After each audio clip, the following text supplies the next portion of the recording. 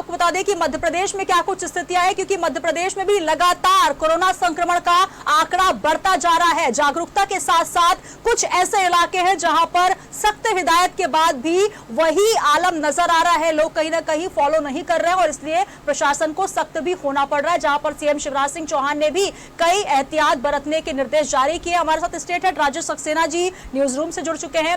राजेश जी, अगर बात की जाए, पहला लॉकडाउन जो था उसमें 21 दिन में हम ये कोशिश कर रहे थे कि कोरोना संक्रमण को बढ़ने से रोका जा सके या जो ज्यादा चीजें जो है उसको घटने से रोका जा सके, लेकिन अब लॉकडाउन 2 शुरू हो चुका है। अब किस प्रकार की स्थितियां परिस्थितियां मध्य प्रदेश में नजर आ रही हैं? आंकड़ों की बात की जाए तो किस प्रकार के आंकड़े? देखिए सुनीता, अगर लॉकडाउन 2 की अगर हम बात करें तो जिस तरह से पीएम नरेंद्र मोदी का संबोधन था, उन्होंने साफ तौर पर कहा था कि लॉकडाउन 2 में सख्ती अब जरूर बरती जाएगी। जिस तरह के वाकया पूरे देश में देखे गए, मध्य प्रदेश में देखे गए, लॉकडाउन का कहीं ना कहीं उल्लंघन हुआ, लेकिन इस बार जो लॉकडाउन 2 है वो थोड़ी उसकी दिशा और दशा अलग है। उसका कारण ये है कि अब जिस तरह से 21 दिन का लॉकडाउन हुआ, एक दिन का जनता कर्फ्यू हुआ था और उसके बाद जो पूरे देश में अलग अलग जगहों पर जो हॉट स्पॉट चिन्हित किए गए हैं, अब फोकस उस जगह पर सरकार का है, चाहे वो केंद्र सरकार हो या राज्यों की सरकार हो। मध्य प्रदेश की बात करें तो मध्य प्रदेश में जिस तरह से लगातार जो कोरोना पॉजिटिव मरीजों का आंकड़ा है वो लगातार बढ़ता जा रहा है और जैसे सबसे ज्यादा अगर कहीं क्रिटिकल पोजीशन है तो वो है इंदौर, भोपाल और उज्जैन। यहाँ पर तकरीबन 80% जो आंकड़ा है और सबसे बड़ी बात यह है कि 1000 का आंकड़ा मध्य प्रदेश में कोरोना पॉजिटिव मरीजों ने पार कर लिया है। 1104 यानी कि 1104 कोरोना पॉजिटिव मरीज मध्य प्रदेश में अब हो गए हैं। और इंदौर की हम बात करें, सबसे ज्यादा हॉटस्पॉट जो बना हुआ है वो इंदौर है। इंदौर में जो संख्या है वो तकरीबन 700 के आसपास पहुंच गई है, यानी 698 के आसपास कोरोना पॉजिटिव मरीजों की है। भोपाल की अगर हम बात करें, राजधानी हम भोपाल की हम बात करें तो तकरीबन 172 के आसपास ये आंकड़ा है। और लगातार इसके अलावा खास तौर पर जो इंदौर या वो भोपाल से सटे हुए जो जिले हैं, चाहे हम होशंगाबाद की बात कर लें, हम उज्जैन की बात कर लें, मंदसौर की हम बात कर लें, यहाँ लगातार जो कोरोना पॉजिटिव मरीज हैं उनकी संख्या बढ़ रही है। मुरैना में लगातार संख्या में जो बढ़ी है वहाँ की बात करें, बड़वानी की हम बात करें तो निश्चित तौर पर ये आंकड़ा बढ़ रहा है। और पूरे मध्य प्रदेश में जो 52 जिले हैं, 52 में 26 जिले इसके संक्रमण में आ चुके हैं। ऐसे जिले भी संक्रमित हुए हैं जहां पर हम अभी बात करते थे, लगातार बात करते आए हैं कि बुंदेलखंड अभी इससे अछूता है, विंध्य अभी इससे अछूता है, लेकिन बुंदेलखंड में भी इसने दस्तक दे दी है। जिस तरह से सागर में एक कोरोना पॉजिटिव मरीज मिला, इसके बाद टीकमगढ़ में एक कोरोना पॉजिटिव मरीज मिला। वो ऐसा मरीज है जो डॉक्टर पंजवानी जिनकी कोरोना के चलते मृत्यु इंदौर में हुई, वो उनके यहाँ पर कंपाउंडर था। तो ऐसे में टीकमगढ़ यानी बुंदेलखंड में भी दस्तक दे दी गई है। दूसरी तरफ अगर हम विंध्य की बात करें, लगातार विंध्य में कहा जा रहा था कि वहां पर कोरोना पॉजिटिव का संक्रमण, कोरोना वायरस का संक्रमण नहीं है, लेकिन जिस तरह से जो 4 इंदौर के जिन पर रासुका लगा था, उन्होंने पत्थरबाजी की थी डॉक्टर की टीम पर, उनको जिस तरह से सतना जेल ले जाया गया तो वहां पर भी उसमें 2 जो कोरोना पॉजिटिव हैं वो मिले हैं। तो विंध्य में भी दस्तक दे दी गई है। तो अब चिंता साफ है, संकट साफ है, लेकिन ऐसे में जिस तरह से लगातार चाहे सरकार की अब बात करें चाहे प्रशासन की बात करें तो उनका साफ तौर पर कहना है कि हिम्मत नहीं हारना है और हिम्मत और जज्बे के साथ ही लड़ाई लड़ी जाएगी, तभी इस पर फतह हासिल होगी। और अभी भी जिस तरह का परिदृश्य है कि बहुत सी जगहों पर अभी भी जब भी जैसे भी मौका मिलता है तो लोग बाज नहीं आते। तमाम तरह की अपील की जा रही है, जन जागरूकता की जा रही है, चाहे टीवी चैनलों के माध्यम से बात करें, न्यूज़पेपर के माध्यम से बात करें, सरकार के स्तर पर बात करें, प्रशासन, नगर निगम, राजस्व, किसी भी स्तर पर बात करें, पूरी कोशिश यही है कि लोग बाग लॉकडाउन का पालन करें, सोशल डिस्टेंसिंग का पालन करें, घरों में रहें। लेकिन अभी भी स्थिति कहीं कहीं चिंताजनक है और ऐसी जो चीजें हैं, ऐसी जो केसेस सामने आ रहे हैं, निश्चित तौर पर ये कोरोना को और बल देते हैं और ताकत देते हैं। और यही कारण है कि हम देख रहे हैं कि बहुत तेजी के साथ ही ग्राफ बढ़ रहा है। इसके अलावा 2-3 चीजें और अहम बात करना चाहूंगा सुनीता। मध्य प्रदेश सरकार लगातार इसके लिए कोशिश कर रही है, लगातार इसके लिए मीटिंग्स कर रही है, लगातार इसके लिए वीडियो कॉन्फ्रेंसिंग हो रही है। मुख्यमंत्री शिवराज सिंह चौहान लगातार इसके लिए काम कर रहे हैं। इस बीच में जिस तरह से पार्ट 2 है, पार्ट 2 में निश्चित तौर पर जो कहा गया है कि किसानों को इसमें छूट दी जाएगी, कई तरह के जो खाद्यान्न वस्तुएं हैं उनका परिवहन बेहतर ढंग से हो, इसमें छूट दी जाएगी। और यही कारण है कि प्रदेश सरकार ने जो गेहूं की समर्थन मूल्य पर खरीदी है उसका काम शुरू कर दिया गया है। पूरे मध्य प्रदेश में 4035 केंद्रों पर गेहूं खरीदी की जा रही है। तकरीबन 21 लाख किसानों को SMS के जरिए सूचना दी जाएगी। और सबसे बड़ी बात यह है कि जो 4035 जो समर्थन मूल्य खरीदी केंद्र बनाए गए हैं उसमें एक दिन में 6 किसानों की ही गेहूं की जो फसल है वो ली जाएगी और वो भी 3-3 भागों में उसको बांटा जाएगा। और सरकार की यही कोशिश है कि बेहतर तरीके से गेहूं की जो समर्थन मूल्य पर खरीदी है वो हो सके। और यही कारण है कि खरीदी केंद्रों पर चाहे हम सैनिटाइजर की बात करें या फिर हम मास्क की बात करें, डॉक्टर्स की बात करें, बेहतर पेयजल की अब बात करें, सारी चीजें वहां पर मुहैया कराई गई हैं। और 1925 रुपए समर्थन मूल्य पर सरकार ये खरीदी कर रही है। इसके अलावा एक आज और गाइडलाइन, जिस तरह से कल केंद्र की गाइडलाइन आई है उसमें एक गाइडलाइन आज मध्य प्रदेश में भी लागू कर दी गई है कि कोई भी अब अगर 4 पहिए अपने वाहन से जा रहा है, कार से जा रहा है, तो उसमें 2 से ज़्यादा लोग नहीं होना चाहिए। इसके अलावा अगर आप 2 व्हीलर पर जा रहे हैं तो सिंगल जो उसका चालक है वो होना चाहिए।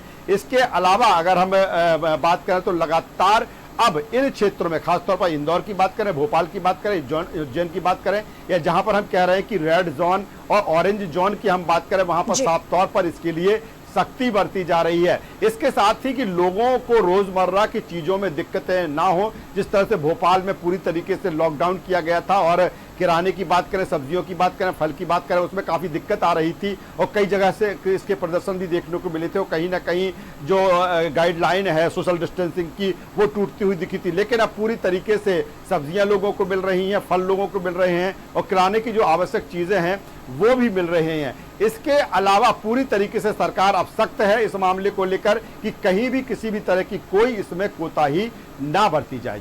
जी बिल्कुल, कोई कोताही बरती ना जाए और साथ ही लोगों को भी जागरूक किया जा रहा है कि आप इस लॉकडाउन 2 में सचेत रहें, सतर्क रहें, ताकि प्रशासन को भी सख्ती ना बरतनी पड़े। और जिस तरीके की गाइडलाइन केंद्र सरकार की तरफ से लागू की गई उसके बाद ये कहा गया था राजेश जी की कोई भी गाइडलाइन के जो बिंदु है वो हटाए नहीं जा सकते, राज्य सरकार अपने हिसाब से एड ऑन कर सकती है, जोड़ सकती है। तो जो आपने बताया वो भी हम अपने दर्शकों को बता दें कि आपको गाड़ियों में किस प्रकार से जाना है। सिंगल आप जाए 2 व्हीलर में और 4 व्हीलर में अगर आप हैं तो सिर्फ 2 ही लोग जाएं, क्योंकि कहीं से प्रशासन को भी आप मुसीबत में ना डालें कि उनको सख्ती दिखाना पड़े। राजेश जी, अगर बात की जाए जो रेड जोन की आप बात कर रहे हैं, ऑरेंज जोन की बात कर रहे हैं, वहां पर क्या डोर टू डोर और जो फैसिलिटीज हैं उसी प्रकार से रहेंगी यहाँ पर, या वहां पर भी कुछ हद तक छूट दी जा रही है? देखिए सुनीता, खासतौर पर रेड जोन की अगर हम बात करें मध्य प्रदेश की तो 3 स्थान ऐसे हैं जो रेड जोन की श्रेणी में आ रहे हैं। इंदौर सबसे क्रिटिकल पोजीशन वहां पर है, लगातार कोरोना पॉजिटिव मरीजों की संख्या बढ़ रही है, 700 के आसपास आंकड़ा पहुंच चुका है। राजधानी भोपाल की हम बात करें, राजधानी भोपाल में भी तेजी से ये आंकड़ा बढ़ रहा है और तकरीबन 172 के आसपास पॉजिटिव मरीज पहुंच चुके हैं। उज्जैन की हम बात करें, इंदौर से सटा हुआ बिल्कुल है और इंदौर की अगर उज्जैन की बात करें तो वहां पर भी कोरोना पॉजिटिव मरीज की संख्या जो 27 के आसपास पहुंच चुकी है। डेथ भी इंदौर, उज्जैन और भोपाल में हुई है। तो ऐसे में इनको रेड जोन में रखा गया है और निश्चित तौर पर रेड जोन यानी कि काफी क्रिटिकल पोजीशन यहां मानी गई है, हॉट स्पॉट के रूप में इन्हें चिन्हित किया गया है। तो ऐसे में खास तौर पर जो हॉट स्पॉट के क्षेत्र हैं, अगर हम राजधानी भोपाल की बात करें तो खासतौर पर जो पुराना भोपाल का क्षेत्र है वहां काफी सख्ती है और पूरी तरीके से बैरिकेडिंग लगाकर आवाजाही को रोका गया है। बैरिकेडिंग कोई सिंगल स्तर पर नहीं है, डबल स्तर पर नहीं है, बल्कि 4 लेयर की वहां पर बैरिकेडिंग की गई है। और सुरक्षा बल साफ तौर पर पूछ रहे हैं कि आपके पास अगर पास नहीं है, जो चाहे जरूरत के लिए जो चाहे डॉक्टर्स के पास बनाए गए हों, पैरामेडिकल के लिए बनाए गए हों, या खाद्य आपूर्ति, सब्जी आपूर्ति के लिए बनाए गए हों, या मीडिया कर्मियों के लिए बनाए गए हों, अगर आपके पास ऐसे पासेस है तभी आपको जाने मिलेगा, अन्यथा आपको जाने नहीं मिलेगा। दूसरी तरफ अगर हम ऑरेंज जोन की बात करें तो ऑरेंज जोन में तकरीबन जो 1 से लेकर 17 के आसपास आंकड़ा जो पहुंचा है पॉजिटिव मरीजों का उसको रखा गया है। और ग्रीन जोन में एक भी जहां पर मामला नहीं है, ऐसे तकरीबन 26 जिले हैं, उनको ग्रीन जोन में रखा गया है। लेकिन अगर भले वो ग्रीन जोन में है, भले वहां पर आर्थिक गतिविधियां 20 तारीख के बाद सरकार शुरू कर दे, लेकिन सीमाएं पूरी तरीके से सील रहेंगी। एक जगह से दूसरी जगह आवाजाही नहीं होगी। छूट सिर्फ उन्हीं लोगों को है, चाहे आवश्यक जो खाद्यान्न सामग्री करने की परिवहन की बात की जाए, सब्जियों फल की बात की जाए, मीडिया कर्मियों की हम बात करें, स्वास्थ्य से जुड़े जो महकमा है उसकी बात की जाए, सुरक्षा से जुड़े हुआ जो महकमा है उससे हम बात की जाए, उनको ही इसमें आवाजाही रहेगी। बाकायदा एक सिस्टम के साथ, एक गाइडलाइन के साथ, एक पासेस के साथ आपको इधर से उधर जाने दिया जाएगा। तो कुल मिलाकर निश्चित तौर पर जो हॉट स्पॉट चिन्हित कर लिए गए हैं या जिनको हम रेड जोन कह रहे हैं उनको हमने अगर जिनको चिन्हित किया गया है, तो साफ तौर पर ऐसे में बहुत सख्ती इन क्षेत्रों में दी जाएगी। और पीएम नरेंद्र मोदी ने सुनीता जिस तरह से कहा था कि 20 तारीख के बाद समीक्षा होगी, और जिनको अगर ऐसे क्षेत्र भी हैं जो ऑरेंज जोन में आ रहे हैं, अगर वहाँ कोई कोरोना पॉजिटिव मरीजों की संख्या नहीं बढ़ती है, वहाँ स्थितियाँ बेहतर होती हैं। ग्वालियर की हम बात करें, 6 कोरोना पॉजिटिव मरीज वहाँ मिले थे, 6 के 6 ठीक हो चुके हैं। शिवपुरी की बात करें, 2 कोरोना पॉजिटिव वहाँ पर मिले थे, 2 के 2 वहाँ पर ठीक हो चुके हैं। जबलपुर में कमोबेश स्थिति बेहतर है पहले की तुलना में, वहाँ पर तकरीबन 5 से 6 कोरोना पॉजिटिव मरीजों की छुट्टी हो चुकी है,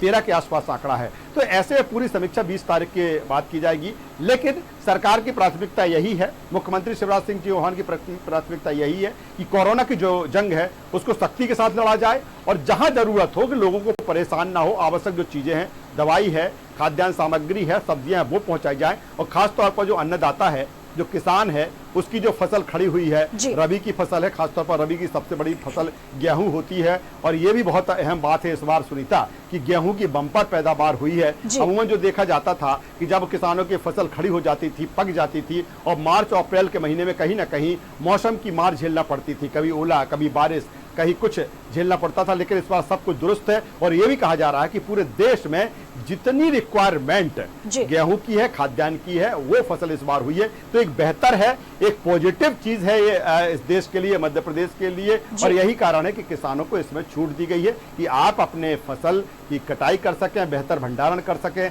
समर्थन मूल्य पर जहां खरीदी हो रही है वो पहुंचाया जा सके। और इसके लिए तमाम तरह की मशीनरी आती है, चाहे वो हार्वेस्टिंग की हम बात करें या अन्य उपकरणों की बात करें, थ्रेसर की हम बात करें, वो किसानों को मिले। सरकार ने भी इसकी व्यवस्था की।